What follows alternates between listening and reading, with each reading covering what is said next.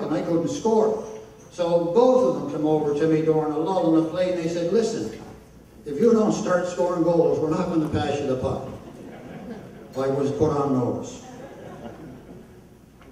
But you know, Vince and I had the great fortune of playing with Naish. I always thought we had the perfect ingredients, Father Andrew, for a great line. A goal scorer who didn't back check, that was me. A passer and a scorer, that was Vincey. But then we had a line mate who had it all. Who could score and who could pass. And I called him the workhorse of the line. Naish, Don Cherry would have loved you if he'd seen you play. Tonight, my friend, you're in the forefront, and I know you don't want to stand there and listen to me much longer, do you? But you're going to have to. I mean, I listened to you coaching me for 20 years in baseball and hockey, so you're going to spend a few moments listening to me tonight. But I was thinking of this induction tonight and my encouragement to Naish. I'm just thinking here, you know, all good things, and I want you to remember this is important. All good things come to those who wait, if they wait long enough.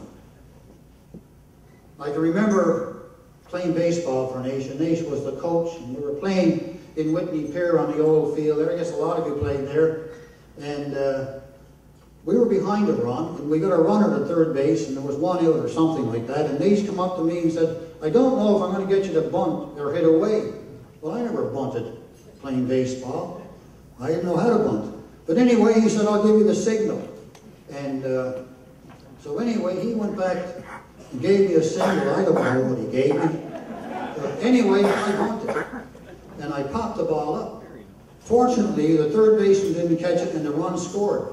Naish came over, when I went back to Naish said, listen, if he had caught that ball, I would have. Well, I don't know what he was going to do because he never finished the sentence. Now, I want to ask you something. Did you ever get a ball and out from somebody with a smile on their face? I did. I have to say, no, thank you, Naish, bye. Hockey. Let me just tell you a thing about hockey. Now, I just told you I wasn't a back skater, and Naish would holler at me, back skate, back skate. So I accommodated him one night. I turned around and skated backwards. Another night in Sydney, Sydney was bombing us. Sydney boys, you were bombing us. And I think you beat us 15-0. And after the 14th goal or something, Naish jumps over the boards and looks at it and says, let's go, boys, and get him.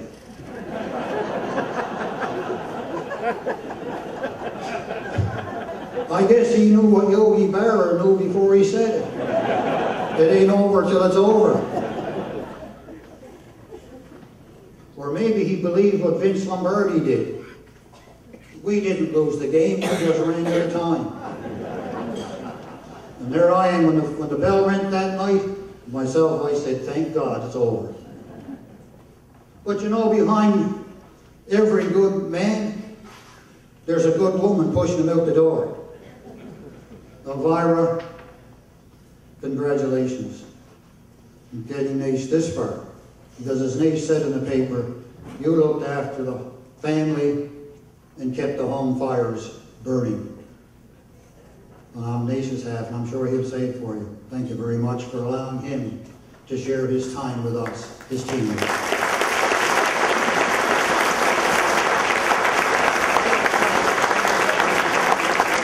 Hey, Walnut is continuing to play at 77. Well, I read this quote by Oliver Wendell Holmes.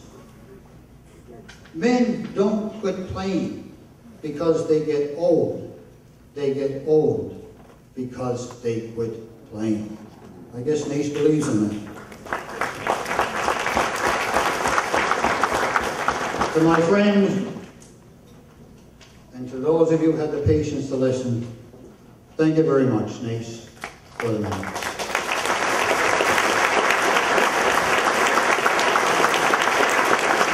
Now, he's shaking his head at me. Did you notice that? You know, when I got married, I was making a speech, and there was me sitting down there. I don't know if he was agreeing with me or not. But anyway, Naish's family is here, you know. You want to stand up? Family is here. Family is all here. Come on, stand up.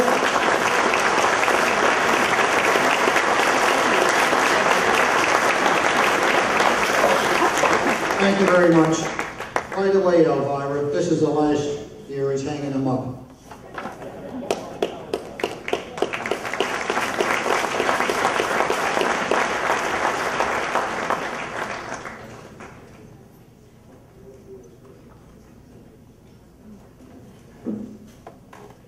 I don't know if I have anything to say after all.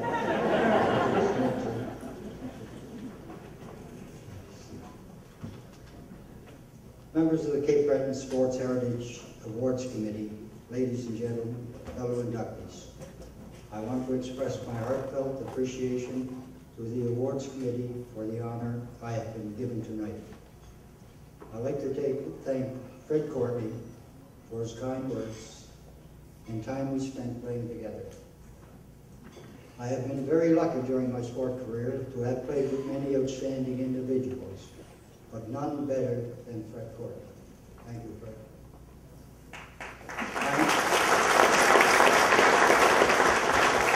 I'm overwhelmed by the support I have been given by former and present teammates, many of whom are here tonight.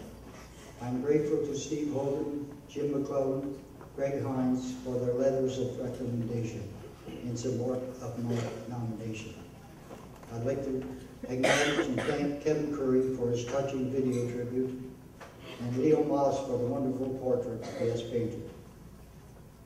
I am especially indebted to Turk Stewart, who nominated me, and to Cecil McQuinn, who spearheaded the campaign to have my nomination accepted by the awards committee.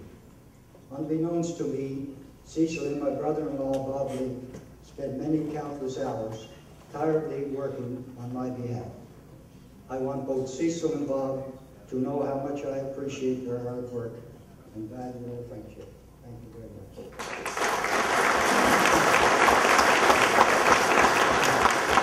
I owe a debt to many managers, coaches, trainers, teammates who have helped me throughout the years.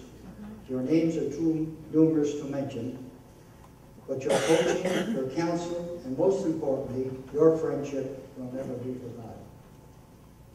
As we grow older and our memories dim, we may forget the games we played, the goals we scored, and the titles we won, but we never forget the people whom we played with. Those memories and friendships endure forever. Baseball was my first love. As a member of the Antonians, I had the privilege to play on teams that won both the juvenile and junior maritime titles. Hockey, however, has been my passion for over 60 years. Today I continue to play old-timer hockey with the Huff and Puff team. As our team name suggests, we may not skate as fast as we did in our youth, but our love for the game and our drive to win remains as strong as ever. I'm very happy to see many of my Huff and Puff teammates here tonight. They joke that I didn't get any recognition until I joined their team.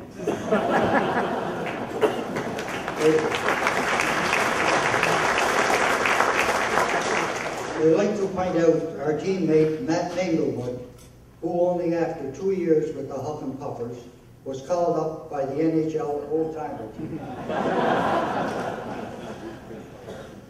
At the end of the season, I tell the boys that I may be hanging up my skates.